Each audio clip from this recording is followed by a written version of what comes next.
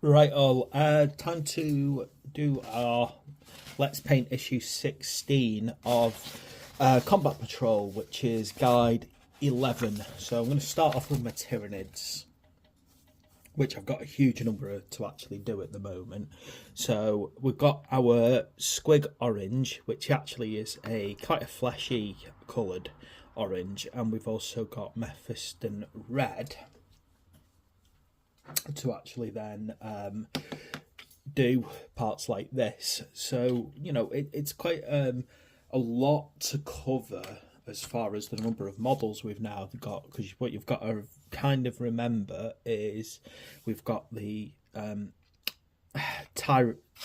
wing tyrant, we've got the von Ryan's leapers, we've got the bargaunts, and we've got a huge number of these guys to do. So to say the least, there's a lot to get done. I've started off by doing some of them already, just to give you an idea of where we're headed. And basically, I'm gonna pretty much go through what we need to get done to get these sorted. So, got my wet palette available anyway over here, just to kind of get my paints moving and working. And I've done one coat on this, so this obviously needs a secondary coat. And what you're trying to do is basically go between the struts, basically I suppose fingers would be the best way to describe those things, but really they're not fingers. Well, they kind of are. Very much like how a bat's fingers has become supports for the wing.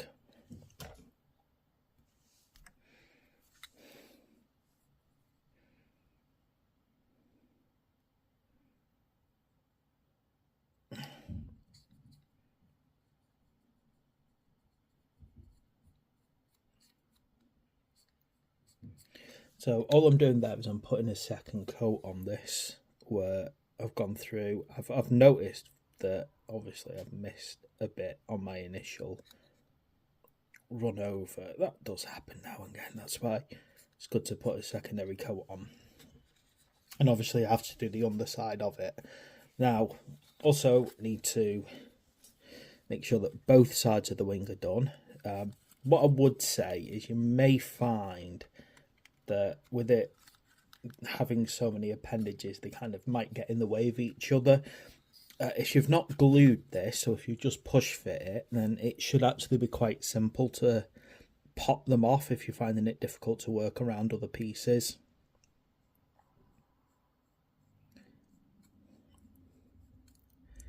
And basically all I'm doing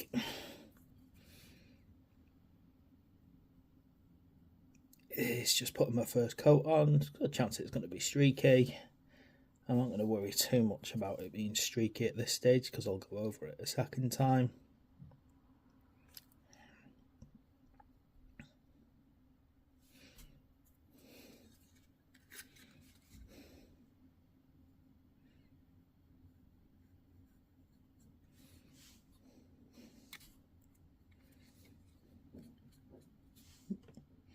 Got my paint too wet there. Accidentally put it in a big blob of water.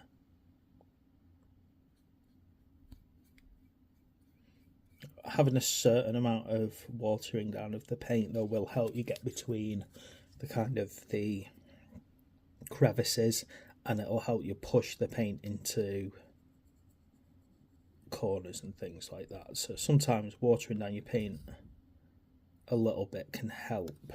Just don't overwater it, because then you just end up with all streaks and unevenness.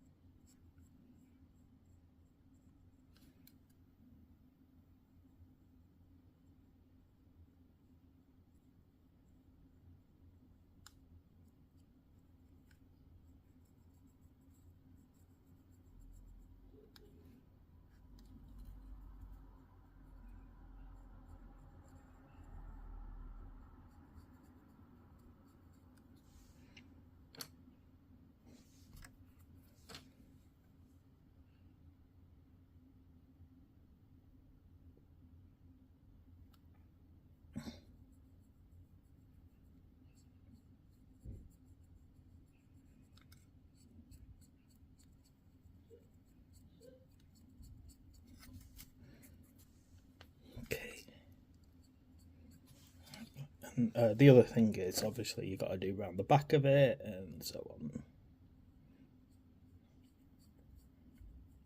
Which again, if you're able to gently pull it apart, you might find it easier to get around the back here, because obviously that's quite a tight little spot to get into. So again, if you can manage to wiggle it out, you may find that it just makes your life easier. I can't quite get it to wiggle out safely right now. I can feel it snapping, so I'm not going to try that. I can feel the joint actually getting damaged.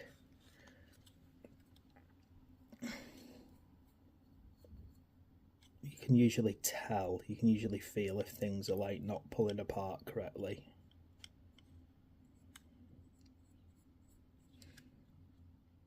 Right, what I'll do is I'll finish the back of that later so I can move on and show you the other parts that we're doing in this Squig Orange. So, on your Von Ryan's leapers, you're basically doing these tendrils coming out of its mouth. Now, tendrils go quite far back in.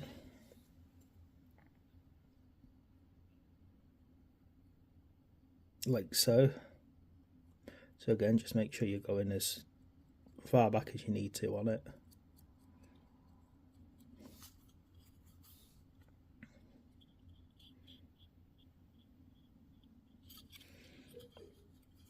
And basically you're going on some of them up to the barbed hooks of the mouth, but on others it's all the way to the end of the tendril. It depends entirely on whether or not it's got a hook on the end, basically.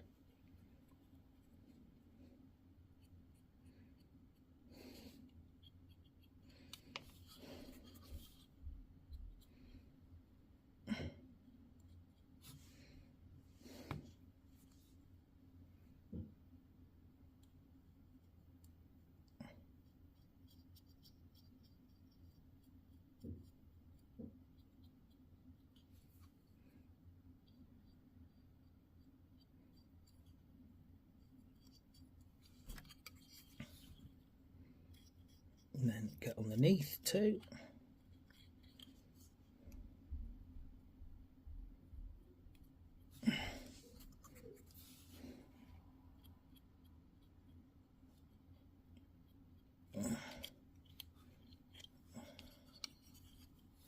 And kind of get under that more as well. Dr. Zoidberg, that's it. Whenever I see this tendril, I just think of Zoidberg.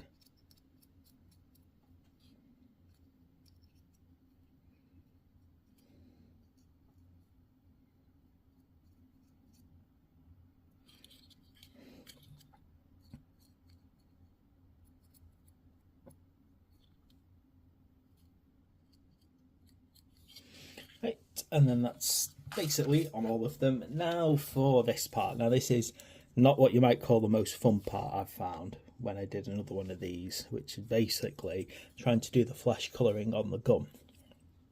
The reason I found this an absolute pain is because you've got to kind of get all the right areas without accidentally doing all of the wrong areas, which unfortunately with this is there's a lot of them where you don't want to get your paint by accident. And for me, unfortunately, that is nigh on impossible because of my shaky hands. So basically, you want it on the actual gun itself, but you want to try and avoid falling into what you might call the breathing holes. I think that's probably the best way to describe those on Tyranids.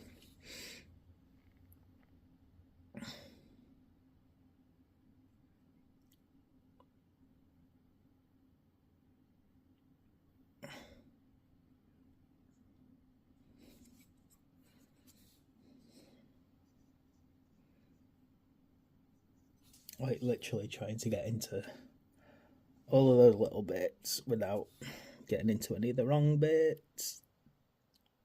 And I myself find that so difficult.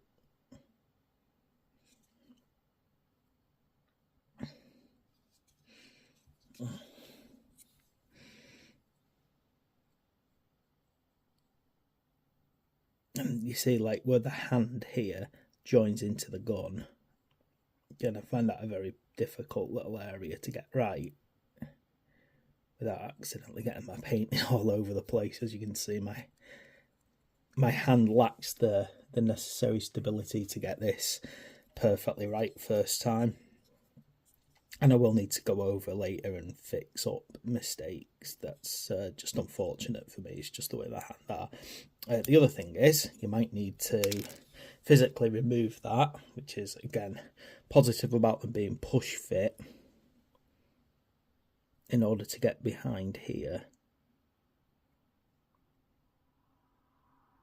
Again, just be careful not to accidentally paint the fingers this colour, because they're not supposed to be this colour. Yeah, it's not... my camera keeps going off aim because it's so small and it so glows up. So yeah, just be kind of mindful of that you may find it easier to physically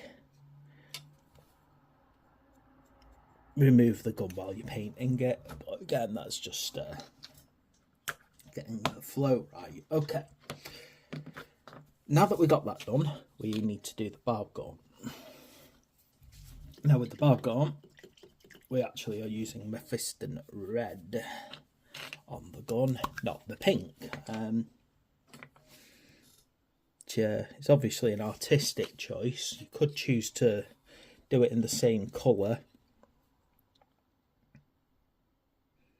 If you wanted to, you could just do this in the pink, in the Squig Orange. Just be mindful as you do this as well, that there's, again, fingers encroaching into the gun, which need to stay in whatever base colour you've got, so either a grey or a wraith bone, whichever you're doing really. You've got the black carapace as well, that you don't want to kind of end up putting paint on by accident. There's a lot of areas where you could go wrong, and again, being a push fit model, you may find it better to remove the gun so you can get behind it.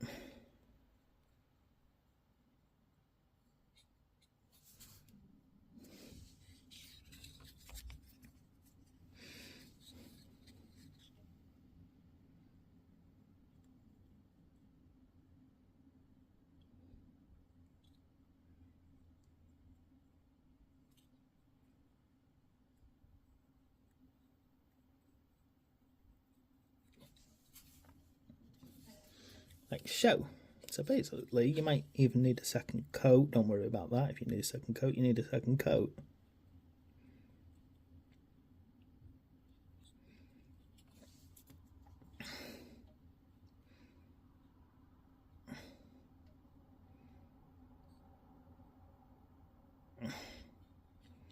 You can see this is where I start getting into trouble painting, you know, particularly on camera, with my very dodgy, very unstable, shaky hands. But there we go. Yeah, so that's basically where we should be up to at this point on our Tyranids.